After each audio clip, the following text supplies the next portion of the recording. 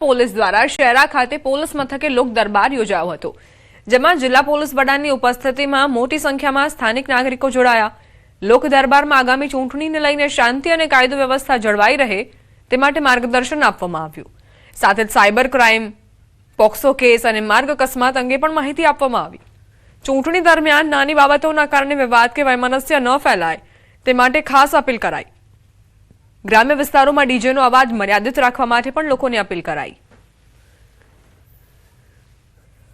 લોક દરબારનું આયોજન કરવામાં આવેલું હતું અને એમાં ખાસ લોકોને એવી અપીલ કરવામાં આવી છે કે ચૂંટણી દરમિયાન જે નાના મોટા બનાવો બનતા હોય છે, લોકોના બહુ જ નાના પ્રશ્નો હોય છે અને એના વૈમનસ્યના કારણે ચૂંટણી સમયે બનાવોને થોડું મોટું સ્વરૂપ આપવામાં આવતું હોય છે, તો લોકોને અપીલ કરવામાં આવી છે કે આવા નાના નાના પ્રશ્નોમાં સમજી વિચારીને સમાધાન કરે, એનો નિકાલ ઇઝીલી થઈ જાય, એકદમ ખેલદિલીની ભાવના સાથે આ ચૂંટણીમાં પાર્ટિસિપેટ કરે। જામનગર જિલ્લામાં ધ્રોલ અને જોડિયા વિસ્તારમાં આવેલા સોલાર પ્લાન્ટમાં વીજ વાયરની ચોરી કરતી તસ્કર ટોળકીના 5 સાગરીતોને ઝડપી પાડવામાં આવ્યા। ધ્રોલ લતીપર રોડ પર પિયાવા ચોકડી પાસે આવેલા સોલાર પ્લાન્ટમાંથી 12,000 મીટર વીજ વાયરની ચોરી કરી હતી, જેની કિંમત અંદાજે 2,40,000 રૂપિયા હતી।